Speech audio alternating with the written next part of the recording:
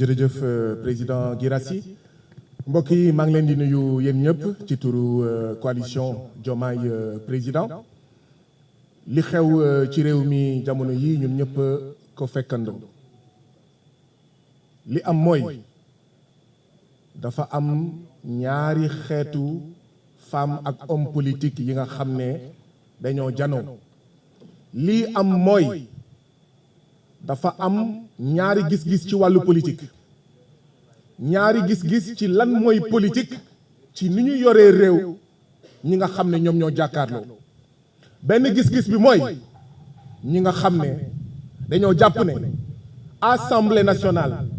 ak yeneen institution yi dañ leen war a jëfandikoo ngir saafara jafe-jafe béykat yi saafara jafe-jafe sàmmkat yi ak nappkat yi saafara jafe-jafe ndaw yi saafara jafe-jafe ASP yi suñu mbokk ASP yi les travailleurs du FERA yi nga xam ne ñu ngi dëkk ci ay arriérés de salaire ci ay retard de salaire saafara jafe-jafe policiers yi je rappelle que la 47e promotion de la police ñu ngi leen amel 12 mois d'arriérés d'heures supplémentaires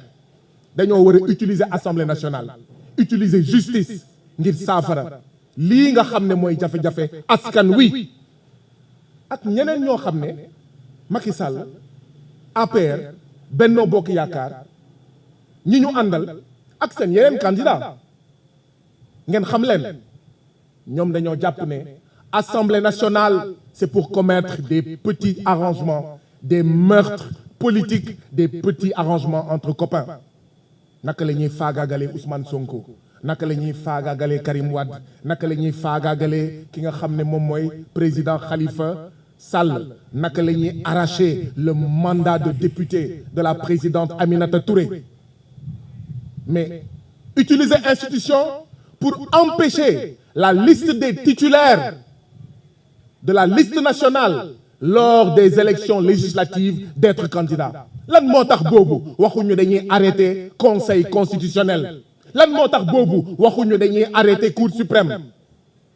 lii mooy ñaari gis-gis ci wàllu politique yi nga xam ne ñoo jàkkaarloo ñun Diomaye président ñooy incarner vision politique bi nga xam ne dañoo ne assemblée nationale conseil constitutionnel cour suprême institution yi palais présidentiel gouvernement ay jumtuwaay la pour dab bànneexu askan wi depuis quelques jours ñaari gis-gis yi ñooy bëre ñaari gis-gis yi ñooy xeex ñun nag Diomaye président pare nañu dimanche suba ci minuit suñu gis-gis ñu jaay ko sénégalais jaayaat ko sénégalais yi pendant 21 jours am yaakaar ne sénégalais yi suñu gis-gis ci wàllu politique la ñuy may ndam 25 février 2024 en disant vive le 5e président de la République du Sénégal Bassirou Diomaye Faye lii moo am jamono ji ngeen gis ko Assemblée nationale waaye itam ñu gis une certaine classe politique pas ñëpp ñi nga xam ne nee nañ ñoom seen candidature tax na Sénégal taxaw ñoom seen ñàkk nekk candidat war na tax Sénégal taxaw war na tax Assemblée nationale taxaw war na tax Conseil constitutionnel taxaw war na tax ñu taxawal commission d'enquête parlementaire bu nappkat yi di sonn accord de pêche yi di rey suñu nappkat yi kenn du taxawal conseil commission d'enquête parlementaire bu ndaw yi di dee ci géej gi déggu leen benn ministre Macky Sall bu dem au niveau des îles Canaries kenn du ubbi commission d'enquête parlementaire ma waxaat ko fi jigéen ak góor yooyu di def politique ñoom ñooy ñan pour wax ne ndaxte nekk ñu candidat dañoo war a état du Sénégal dafa war a taxaw processus électoral dafa war a taxaw te fekk ne fukki at ak ñaar a ngi béykat yi ñu ngi sàcc seen suuf spoliation foncière accaparement foncier mu ngi leen di sonal kenn mësul wax nañu taxawal Sénégal ndaw yi ñu ngi dee ci géej gi ñu ngi dee ci yoonu Nicaragua ñu ngi dee sur la route du désert du Sahara ou dans la mer Méditerranée kenn waxul nañu taxawal état du Sénégal béykat yi sonn nañu nappkat yi gisatuñu jën ñu ngi leen di rey Mauritanie ñu ngi leen di rey Gambie ñu ngi leen di tëj Guinée-Bissau kenn waxul nañu taxawal état du Sénégal waaye ñoom seen candidature jàllul ñu ne nañu taxawal état du Sénégal na yëpp taxaw ndax seen candidat. Voilà les deux visions de la politique qui s'affrontent ñun nag suñu vision mooy amul kenn ak sa màkkaama lu mu rëy amul kenn ci Sénégal koo xam ne yow rek sa candidature war na tax Sénégal taxaw moo tax encore nous rendons un vibrant hommage à toutes ces femmes et tous ces hommes qui sont ici et qui étaient candidats et qui ont été spoliés, qui ont été empêchés de manière arbitraire d'être candidats, mais qui ont dit le Sénégal passe au-dessus de nos personnes. Nous rendons un vibrant hommage à Mary Teuw Niane, à Aminata Touré, à Cheikh Bamba Dièye. Vous m'excuserez, j'ai pas la liste dans ma tête. À Habib Sy, non, Habib Sy, il est encore candidat. À Charles VI, à Cheikh Dieng, docteur Cheikh Dieng qui est derrière moi, à Aïda Mbodj, notre mère, notre tata. Mais nous rendons également un vibrant hommage au président Ousmane Sonko qui avait toutes les raisons de dire ma candidature passe avant tout et qui a fait preuve de grande humilité en disant le projet est plus important que ma personne. Et ce n'est pas parce que je suis candidat que le projet va s'arrêter, que le Sénégal doit s'arrêter, que le processus électoral doit s'arrêter. C'est pourquoi ñu ngi lancé un appel au peuple sénégalais. ñun béykat yi bu ñuy torox Sénégal taxawul lan moo tax candidat kenn wala candidat ñenn war a tax Sénégal taxaw. ñun nappkat yi sonn nañu depuis 12 ans ñu jaay géej gi tubaab bi ñu wanteer suñu géej tubaab bi gisatuñu jën lan moo tax waxuñu Sénégal taxawul mu am ñoo xam ne ndaxte seen candidature jàllul ñu ne Sénégal dafa war a taxaw. Donc ñun béykat yi war nañ taxaw tem ne lii du fi jàll. ñun sàmmkat yi ak nappkat yi war nañ taxaw tem ne lii du fi jàll. kañ la ñu wax Sénégal dafa war a taxaw ndax suñu mbokk ASP yi 90 000 francs par mois lañ leen di fay te pour ñu jot si nga dim problème seen payooru décembre ñu ngi ko jot le 28 et le 29 janvier 2024 ngeen foog ne dëgg la Sénégal taxawul. Donc la jeunesse est interpellée ñun ñëpp mag ak ndaw góor ak jigéen ñoo war a taxaw tem ne ci wàllu politique mënuñu nangu benn nit ñaari nit seeni candidature ëpp solo ëpp daraja ëpp makkaama li nga xam ne mooy suñuy dund. rey nañ fi lu jege 100 ndaw téeméeri ndaw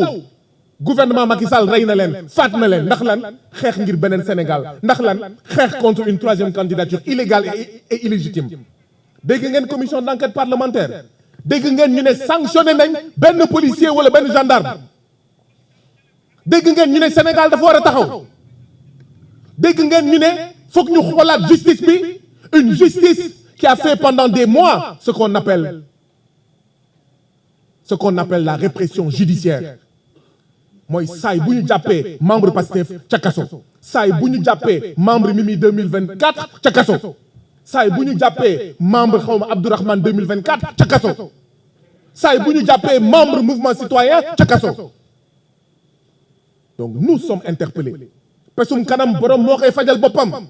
Nous devons tourner cette page de ces femmes et de ces hommes politiques égoïstes pour qui leur candidature passe avant nos vies. dafa am téeméeri nit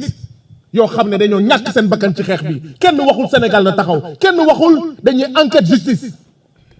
du ñu nangu suñu bakkanu doom du ñu nangu suñu junni mbokk yi nga xam ne ay détenus politiques lañu du ñu nangu ñoom ñuy torox te Sénégal taxawul ñu ne candidature benn sagaru politicien moo ëpp solo seeni dund. Donc nous lançons un appel à toute la jeunesse jigéen yëpp mag ak ndaw nañu taxaw tem ndaxte lii warul jàll suñuy dund suñuy doom ñoo ëpp solo candidature ku mu munti doon. waaye itam nous lançons un appel aux amis du Sénégal. Nous lançons un appel à la CEDEAO. Nous lançons un appel à l'ONU. Nous lançons un appel à tous les amis du Sénégal. Ndaxte kenn, nous n'accepterons qu'aucun d'eux dise qu'il n'était pas informé de ce qui se passe au Sénégal. Cela fait des mois qu'au Sénégal sévit une grave, cruelle et tyrannique dictature du président Macky Sall. Ça ne passera pas. Le peuple héroïque, brave et martyr du Sénégal a empêché une troisième candidature illégale et illégitime. Bu ñu ragal baat bi du report la ñu bëgg troisième mandat la ñu bëgg Macky Sall du report lay ut troisième mandat lay ut ginnaaw bi nga xam ne ñun ñoo ko tere mu nekk une troisième fois de manière illégale et illégitime candidat bu ñu ragal baat bi bu kenn waxati report Macky Sall coup d'état constitutionnel lay waajal te du ko fi amee waru ko fi amee nous devons faire face ensemble ñu ngi tàllal loxo nag tous les démocrates de l'APR tous les démocrates de Benno Bokk Yaakaar tous les démocrates de Wallu tous les démocrates de tous les autres partis politiques tous les démocrates de la société civile pour ñu ànd def benn say ngir jàkkaarloog ñii ndaxte troisième mandat du fi amee dañ ko fiy tere ndaxte coup d'état constitutionnel du fi amee dañ ko fiy tere la CEDEAO si prompte à sanctionner des coups d'état dits militaires est en face d'un coup d'état constitutionnel rampant qui veut se tenir debout. Et nous écoutons la CEDEAO, nous interpellons la CEDEAO pour voir des chefs d'État apatrides, des chefs d'État parasitaires, des chefs d'État soumis à l'impérialisme. Ou si elle va être une CEDEAO qui, pour la première fois dans le cas d'espèce du Sénégal, va tirer les leçons de la sortie du Mali, du Burkina et du Niger de cette CEDEAO, syndicat, véritable syndicat des chefs d'État. La CEDEAO doit se prononcer. Et si la CEDEAO est un ami du Sénégal, est une amie du Sénégal, il ne lui reste qu'une seule chose à dire au président Macky Sall. Vous ne pouvez pas être candidat, il ne peut pas y avoir de coup d'état constitutionnel et organiser une élection présidentielle transparente, inclusive et dont la campagne électorale va commencer ce dimanche 4 février 2024. Je vous remercie. Merci beaucoup. Merci Guy. wax nga lépp